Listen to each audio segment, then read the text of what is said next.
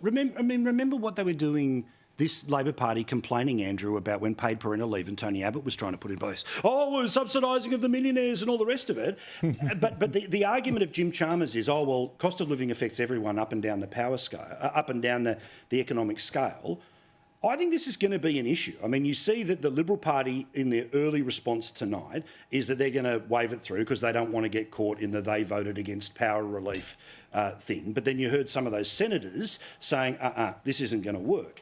Is this going to be the ambered claim that means the compensation goes through and the Senate will amend it, or they just think that the politics becomes so difficult because Peter Dutton voted against a reduction in power bills for every Australian household?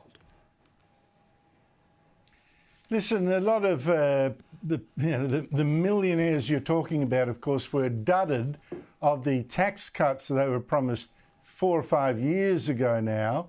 It won't make up, it'll make up a tiniest fraction of the bracket creep that has given the government billions and billions more.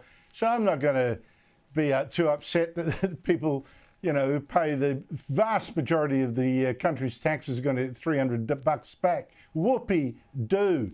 I mean, the basic bottom line is, here is Labor unable to curb its spending. And also, to pick up on what Chris was saying, he's quite right. We've had all these green policies inflicted on us to insulate us from just a fraction of that pain. They're giving a $300 bailout on energy bills. That's it, right? But meanwhile, they're doubling down with a Hail Mary, double your bets or nothing, bet the house on your last race, green hydrogen. Yeah. The happiest man in Australia with this budget is Andrew Forrest. A billionaire green investor. He gets the power bills from the government into thinking billions of dollars of subsidies and a $300 green rebate. Hydrogen. No, but he's conned the government into backing green hydrogen in this budget, right?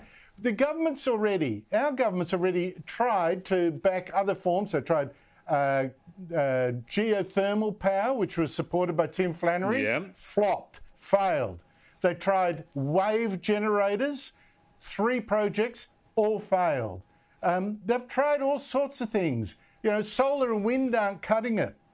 So they've got to go for more gas explosion. Their big Hail Mary now, we're going to invest not in that wicked nuclear power, it's going to be in green hydrogen, which has been proven at scale nowhere in the world. And it's pouring tens of billions of dollars into this stuff, which is a gamble. And that apparently is going to fix your power bills and solve the lack of power in this country caused by net zero policies. It won't. It's a disaster. And boy, we'll get the bill later down the track.